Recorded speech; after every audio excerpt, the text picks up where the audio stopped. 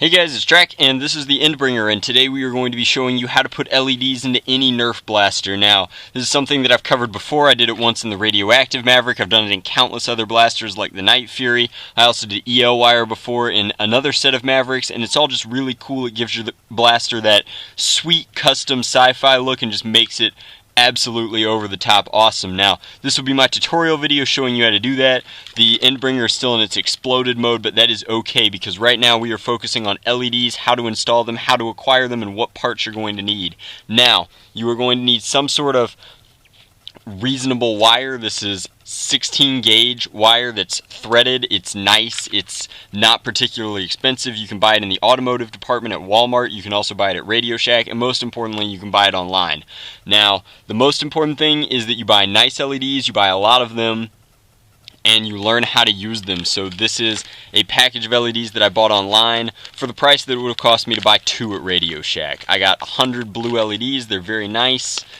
They cap out at 3.2 volts, so I am overvolting them just a little bit with this setup, but it should be okay. In any LED, there's going to be a longer wire and a shorter wire. The longer wire is your positive lead. The shorter wire is your negative lead. If you can't remember that, inside every LED, there is a shorter end and a larger end. The shorter end correlates to the longer wire and is your positive lead. Now, I highly recommend wiring all of your LEDs in parallel. That's what I do. It means that all of the positives are connected to one another and everything receives an equal amount of current and voltage, which is nice because it keeps your wiring consistent and means that everything will light up evenly. There will be no drop in voltage and there will be no loss in voltage as you go along the circuit. So you can see here that these all light up evenly, which is very nice when a battery is applied. Which brings me to my next point. You are going to need a power source. I recommend some sort of battery pack, not necessarily a overvolted battery, but a traditional style battery pack. Luckily, Nerf guns are full of those. So I am using the original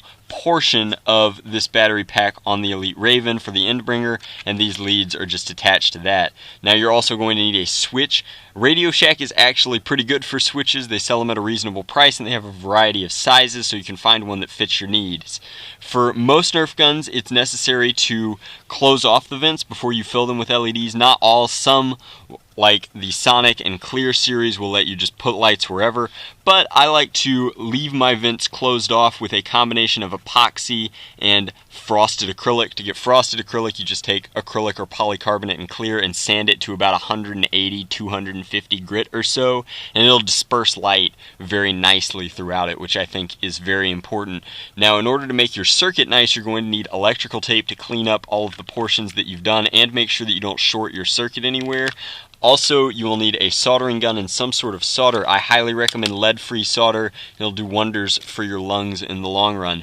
And then you just kind of wire the circuit up. Now, I have a good example of what a wired circuit looks like over here on the other half of this shell, where you can see that everything's been wired up. This one actually has a quick connect for the demolisher, but I can still test the circuit.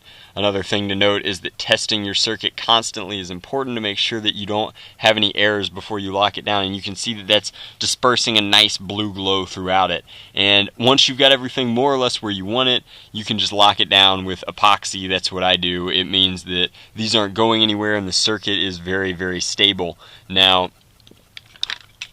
obviously, you wire everything. I like to wire my positive lead through my switch, and then you just wire positive to positive on your battery pack through the switch, negative to negative on your battery pack, and you should have a completely working circuit. I will show you what that looks like when it's finished here, but it's the same principle as any electronic kind of circuitry, and it's just basic physics 1. But these are all the materials that you'll need, all of the kind of layout, and it gives you a good idea of my technique. I think that it's really important to lay your circuit out before you install it so that you can see this is kind of my spacing and how it will line up in these vents, and that just saves you a lot of time and a lot of trouble where you might have things that don't fit quite right, because it's way easier to work with them in 3D before you've started gluing them in than it is to try and adjust them once they're in there. So, like I was saying, everything has been wired in parallel. There's now a connector point for the positives and the negatives, and like I said, there is a quick clip between the two halves. Everything has also been wired, the positive through this switch, and everything's been more or less tucked into place where it's going to be so that the eventual barrel material will fit into place. Now, when I flip the switch, you can see everything sputters to light and looks very, very cool. So I'll show you what it looks like when it's done, but that is the kind of simple layman's video for how to put LEDs into any blaster. It is as simple as building a circuit and then laying it into the blaster however you want it to fit. The whining noise is because this is a transformer box that will turn this into alternating current, and that'll make sense in just a second. So here you go, this is the final segment of the how to put any LEDs in your Nerf blaster.